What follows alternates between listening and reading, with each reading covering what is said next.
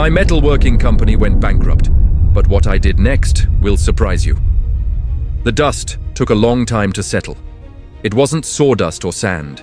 It was fine, metallic, rancid soot that smelled of death and burnt oil, and clung to the throat like a viscous reminder that gravity, after all, always wins. The Villar Metalworks, which for 4 generations had prided itself on forging the backbone of half the state, was now a shapeless heap of bent beams, crooked chimneys, and pulverized concrete. João, the last Villar, sat on the threshold of what had once been the main gate, about 100 meters from the epicenter of the tragedy. His mouth was full of metallic dust, and each breath was an ordeal. He had survived, yes. He had come out unscathed, perhaps because he had bent down to tie his shoelace exactly 3 seconds before the roof of the master forge collapsed with the sound of a world imploding. But he knew. The collapse hadn't just taken the structure. It had taken the soul of that place, and more importantly, old Inácio, his father. The patriarch who believed that the steel forged in Villar was stronger than any blood tie. In the days that followed, the fog of loss did not dissipate. Impending bankruptcy was not merely a threat, it was an iron hammer about to descend. Creditors, like vultures in ill-fitting suits, circled, sniffing the scent of corporate carcass.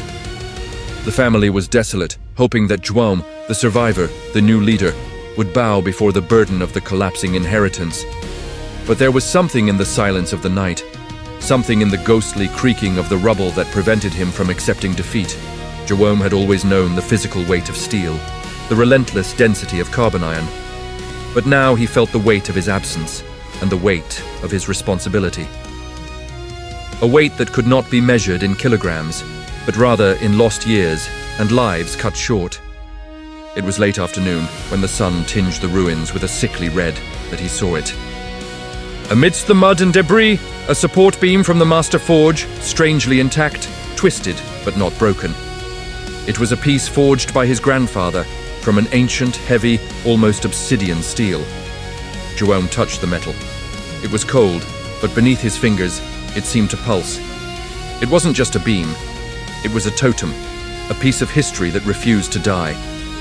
He didn't call it a metalworking company, but the return. The decision was not an act of bravery, but a fit of controlled rage, an iron discipline born of unresolved grief. João didn't cry. He planned. He rejected the insurance company's offer, the bank's restructuring packages. He didn't want bandages. He wanted a complete blood transfusion, a new metal heart. He plunged into the abyss of cutting-edge technology, seeking disruptive methods that old Inácio always mocked as paper engineer tricks.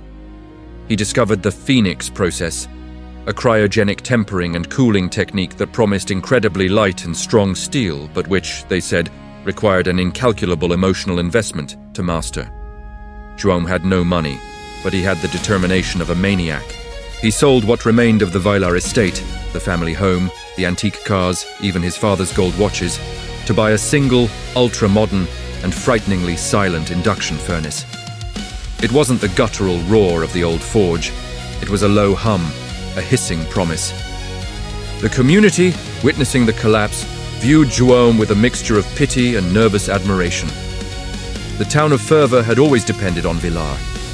When João summoned the remaining team, about 20 souls as lost as he was, they came. They were metal workers and mechanics who knew what a real workday was like, not the spreadsheet discipline that João now imposed. He wasn't just restructuring the company, he was restructuring the culture. Collaboration was no longer just a nice word, it was a necessity for survival. Every morning, before lighting the furnace, João would take his grandfather's twisted beam and place it in a special cooling chamber next to the new furnace. A ritual. "Do you think steel is strong?" he asked, his voice low, almost a whisper. "No. Steel is hard.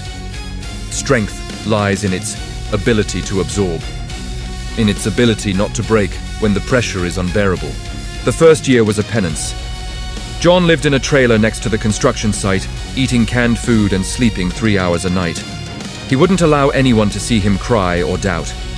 The discipline was more than ironclad, it was adamantine. The turning point came with the first major order, a contract to supply ultralight alloys to the aerospace industry. The Phoenix process, mastered by João with an obsession bordering on insanity, produced a steel that exceeded all specifications. It was a material that seemed to defy the laws of physics, light, almost ethereal, yet indestructible. Villar Metalworking, now renamed Villar Advanced Metals, flourished. In less than 5 years, O Retorno, the Return, was not just a building. It was a modern and aseptic complex, a monument to resilience. The creditors were paid, the Villars recovered their name, and João became a business legend. But it was here that the weight of steel manifested itself in the most insidious way. The Phoenix process, João had discovered, required more than just temperature and cryogenics.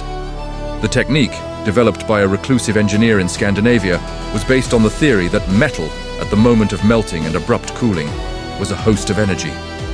To achieve that almost impossible resistance, it was necessary to infuse the alloy with an emotion of singular and coherent intensity. Old Inácio had rejected the Phoenix process decades ago, not because of its technical complexity, but because of its bizarre requirements. He told João, "We don't build with pain, son. We build with work." John, however, had done exactly the opposite. In that twisted beam, in that cold totem, he saw not only the family's history, he saw the accident, he saw his father, Inácio, trapped beneath the concrete. Every morning, as he began the Phoenix process, João wasn't just forging steel. He was channeling the scream he had swallowed on the day of the collapse. The fear of failure, the pain of loss, and above all, the survivor's guilt. He crushed them and infused them into the crucible. The new steel was indestructible because it contained John's indestructible pain. At night, the Villar Advanced Metals complex was silent, except for a sound only João could hear. A low hum that didn't come from the machines, but from the stored metal. It was a muffled lament, the echo of his grandfather's beam amplified in each piece of Phoenix steel that came out of the forge. A metallic whisper that seemed to say, "We are here, you rebuilt us with this, and the price is you." The empire grew, but João Villar, the innovation magnate, was a ghost. He no longer slept, he no longer felt pleasure, only the constant pressure of the weight of that pain, which was now the foundation of his success. The cruelest twist was this: the community idolized him. They saw the company's growth as proof that unity is strength, and that emotional recovery is the foundation for any rebuilding. These were beautiful phrases, perfect for headlines. But the truth that tormented João was that emotional recovery hadn't been the foundation. It had been the sacrifice demanded by the steel industry. He had transformed pain into profit, loss into flourishing. But in the process, he had become the very steel of the Phoenix.